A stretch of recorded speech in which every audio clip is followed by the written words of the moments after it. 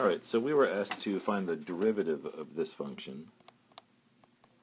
And so to do that, using substitution, we would say, well, let's let u be 5x cubed plus 4.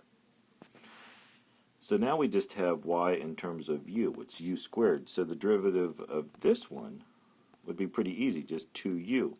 But whenever you do this chain rule, you have to multiply by the derivative of u. The derivative of u over here, the derivative of this thing is 15x squared. So now when we go back and substitute it in, I have 2 times u, which u is 5x cubed plus 4, times 15x squared.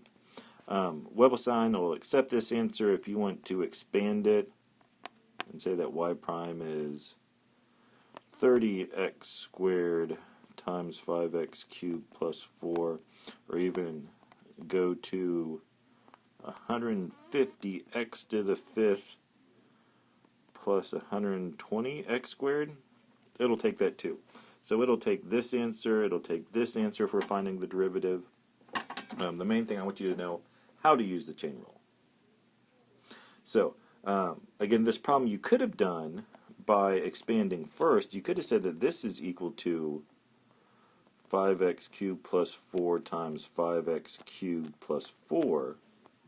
If we expand that out, we get 25x to the 6th, 20, then plus 40x cubed plus 16.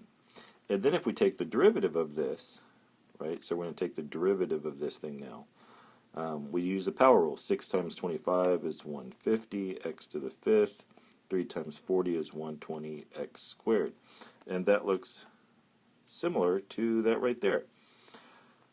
But what happens if we would have had 5x cubed plus 4 to the 8th? Do you really want to expand that out? My guess would be you do not. So that's looking at number 4 using the power rule.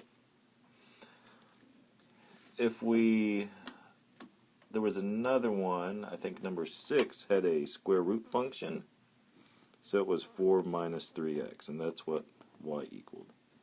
So on this one, I would probably go ahead and say this is 4 minus 3x to the 1/2 power. Get rid of that radical. And now if I want to derive this, well, it's not like a baby function. It's not just something to the 1/2. It's 4 minus 3x to the 1/2. So let's do a substitution here and say u is 4 minus 3x. So then I get y equals u to the 1/2, which is easy to take the derivative by just multiplying by the exponent, then subtracting 1 from the exponent using the power rule. But again, always remembering to multiply by your derivative of u. In this case, the derivative of u is pretty easy. It's just negative 3. So now we would substitute. U is 4 minus 3x to the negative 1/2 times negative 3. And so the book will probably have, or the answer in WebAssign may have this different, since this is being raised to the negative 1/2. That's like putting it in the denominator, and then we can put the radical back in. We still have the 2 from the 1/2, but up top we'd have the negative 3. So that may be the way that you see the answer if it's the solutions presented,